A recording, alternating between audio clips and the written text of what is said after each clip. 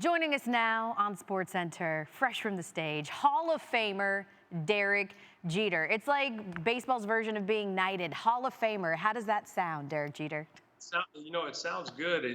When we got the call, 20 months ago, Right. you're waiting for the ceremony. It keeps getting pushed back. So now it feels official now. It is official. And here's the thing. You are historically unfazed in big moments. We know that about you, Derek. You're cool, you're calm, you're collected. Not even Cooperstown got you, Derek? No, not Well, even Cooperstown? hold on a second. There's tricks here, right? Okay. One, you don't establish eye contact with family members because they're getting emotional. But most importantly, I was distracted by two young girls, my two daughters, running around in the front row. So I think that helped me keep it together. So they were absolutely adorable, and I love that touching moment that you were trying to have with them. I too have toddlers, and it was like all they want to do is be like sweet sisters and play with each other while you were having this incredible moment with them. I was like, how many of us can relate? Maybe the only thing I can relate to in Derek Jeter's life. Derek, I know that you said your parents encouraged you to just stop and sort of enjoy your successes while you achieve them. And you said you just weren't able to do that while you were playing, right? That's just not how you were. How then have you Yeah. been experiencing your enshrinement to Cooperstown? Well, you know what? It's a good question because I was actually headed up here to Cooperstown for an orientation, and it was canceled because that's when COVID hit. So my mind went away from the Hall of Fame and induction ceremony, and there are a lot of issues going on in the world. So um, I really didn't think about it too much, and then it got postponed again. But I think over the last 4 weeks or so is when I started thinking about it, getting excited for it. And to be honest with you, right now I'm looking forward to going to the dinner that only the Hall of Fame members are allowed in. So that's going to be interesting from what I hear. Oh, I can only imagine the stories. Do you know what's on the menu? Do you get to choose? I wish, but Okay. I did not get to choose. Okay, so you didn't get to choose the menu, but I'm sure there's going to be some fantastic stories. Take us right there to that podium, Derek. What was your first thought when you stepped in front of that crowd to deliver your Hall of Fame speech? It felt good. I mean, a lot of Yankee fans here. Yeah. All things considered, I really didn't know what to expect. I don't think anyone knew what to expect. But there's a lot of fans here, and I grew up with the Yankee fans. I played my first game when I was 20, played my last when I was 40. So they've seen me grow up. I've seen a lot of them grow up too, and it was a great, special moment to be able to share with them. They've certainly seen you grow up, and they've seen some of the greatest Derek Jeter moments of all time. Obviously, right now on ESPN.com, we're running through those. But I want to know from Derek Jeter, what is Derek Jeter's top Derek Jeter moment of all time? That's a lot of Derek Jeters in one Right? sentence. There. Uh, I think it's kind of unfair for me. I think first it's every time you win. That's why you play the game. But the memory that's freshest in my mind is the last game I played in Yankee Stadium, and Mm. it's unfair to say it. It's a selfish thing to say because it's the only game I ever played in Yankee Stadium where we were eliminated. So it's the only one that didn't matter. But it just goes to show you the special relationship that I had with the fans, and they treated it like it was a postseason game, and that's what I remember the most. I remember. Outside, I remember watching it too. It was absolutely incredible. Also gave us some of the greatest gifs of all time. Your nephew is one of the greatest gifs of all time now. Thank you for that on Twitter. Derek Jeter, the Yankee, known for being clutch. It's one of your nicknames. But what are you known for among your friends and family? oh man. Ooh, I don't know if I can divulge that right there. Uh-oh. Friends and family, man. Um, I'm soft around my family. Yeah?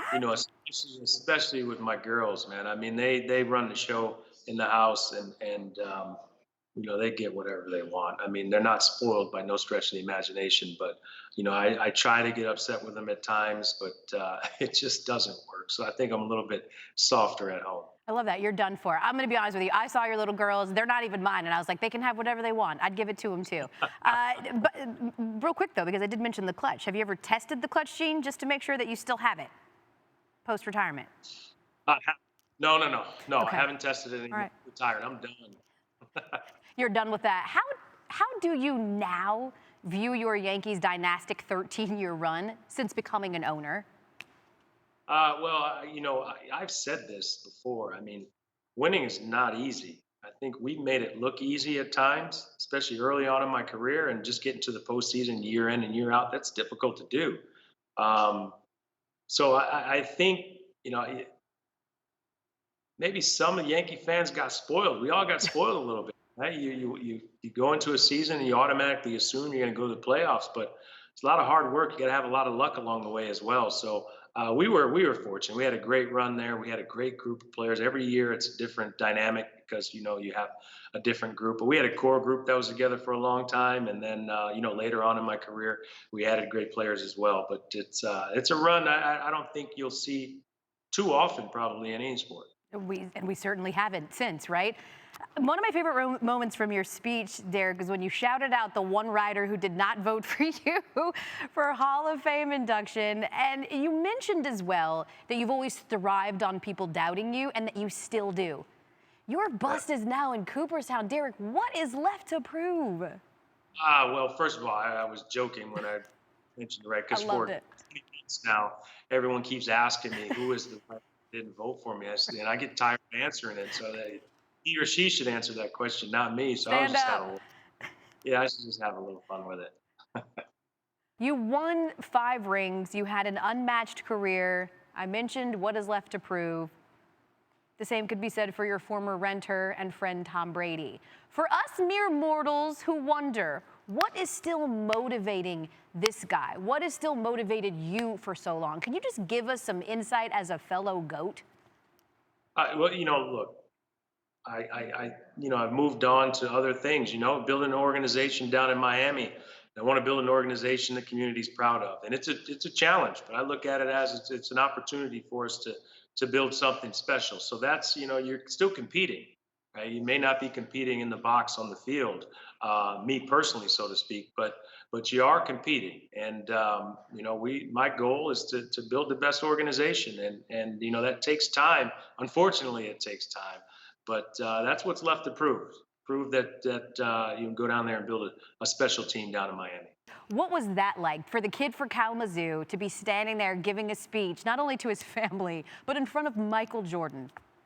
Well, I mean, Michael and I have gotten to know each other through the years. We first met when he was playing baseball in the Arizona Fall League. So the relationship's gotten closer over the years, and you appreciate it. I mean, you develop relationships throughout your career and personal relationships. Not necessarily all of them have to do with teammates on the field, but you develop those relationships, and people are supportive. And Michael's always supported me throughout my career, not just because I was getting inducted into the Hall of Fame. He's been there other times in my career as well, and I do the same for him. Well, it's an incredibly small fraternity, not only being a professional athlete, but again, being amongst the greatest of all time. That is you, Derek Jeter. Congratulations. Thank you so much for taking time for us on your very special day. And enjoy that dinner. I cannot wait for you to divulge all the secrets here with us on SportsCenter tomorrow. I'll let you know what we ate. Sure.